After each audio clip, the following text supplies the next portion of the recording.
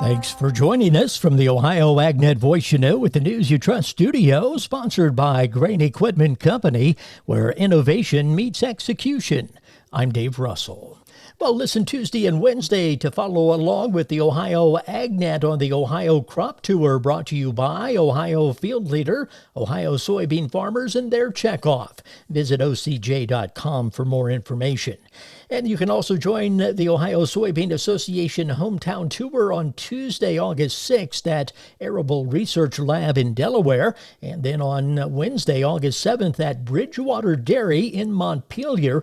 You can register for that free event at soyohio.org/hometown. It's time now for the BA Genetics Scouting Report. Joining me again this week, Ryan Menyo. Ryan, there's been a lot of talk regarding vomitoxin in the past couple years. To help us better understand it, what exactly is it and how do we get it? Vomitoxin is a condition in corn caused by a fungus that makes the corn unpalatable to livestock, creates issues when using the corn for feed and food consumption. It's a result of the Fusarium fungus infecting the plant during the silking period, roughly from when silks first emerge till brown silk, about a 20-day period. The Fusarium fungus is present in the soil and corn residue from previous years, so if we get moisture during pollination, the possibility of infection is there. What makes the levels of vomitoxin higher? After the initial infection occurs, there are a few different things that can lead to higher levels: continued moisture during grain fill, tighter husks, and more fines in your grain. What are some of the ways to manage vomitoxin in corn? We've seen several different methods to lower levels. Minimizing the amount of residue in the field can be a good starting point depending on tillage preferences. A fungicide application at full tassel, full silk with a product labeled for Fusarium ear rot is a great option. Using combine settings to blow out fines or grain cleaners post-harvest can be a couple other tools as well. How is BA Genetics specifically helping their customers? We're doing research both within the company and on our customers' farms to better understand how to reduce vomitoxin in corn. We sit down individually with each one of our growers to help make sure they have the best plan in place each year. We also work on screening hybrids for sensitivity to vomitoxin before we bring them to market. We're researching each year the best time to apply fungicides and any new products that may be coming out into the marketplace that can help our growers be more profitable. Thank you, Ryan. For more information, see your BA Genetics representative.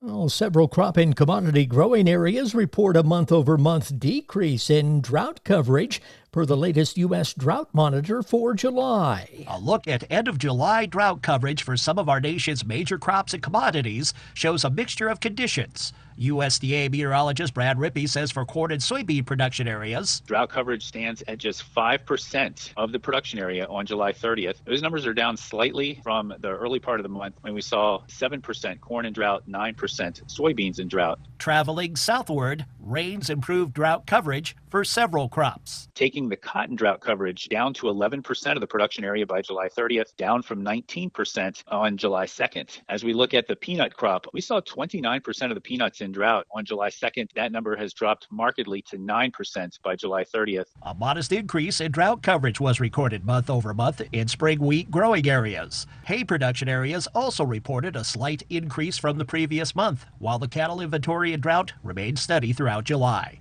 I'm Rod Bain reporting for the U.S. Department of Agriculture in Washington, D.C. China's quest for becoming more food secure is getting interrupted by extreme weather challenges.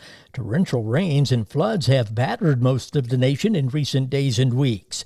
The South China Morning Post says that's threatening the productivity of a farming industry that is already lacking in efficiency. The Chinese government issued the equivalent of $32.8 million in emergency funding for recovering agricultural production in 5 provinces. The funds will be used to help curb agricultural losses and to lay the foundation for a solid autumn grain harvest. The markets are next. Did you know soybeans' number one customer is animal agriculture? That includes Ohio's poultry farms. High-protein soy meal keeps poultry farms thriving. Nationally, Ohio ranks second for egg production and 9th for turkey farming. Plus, Ohio produces 526 million pounds of chicken annually. Now that's a lot of birds, and that's a lot of soybeans. Soybeans, feeding the industry that feeds us. Brought to you by the Ohio Soybean Checkoff. Hey Ohio, exciting news coming to you from Ohio's Country Journal. Subscribe or renew your free subscription by September 20th of 2024 and you could win one of 4 50-inch televisions. Ohio's Country Journal is free, but subscribers have to renew their subscriptions every 3 years to continue to receive it. Subscribe or renew to stay updated on all things Ohio, from agricultural insights to rural lifestyle. Don't miss out. Visit our website today at ocj.com/renew. The market's brought to you by Seed Consultants. Simply better performance online at seedconsultants.com. At the Board of Trade, September corn 386.5, up 4.5. December corn 403.25, up 4 3/4. August soybeans 1029.25, up 7 1/4. November beans 1027.25, up 10 3/4. September wheat 539, up 7 cents.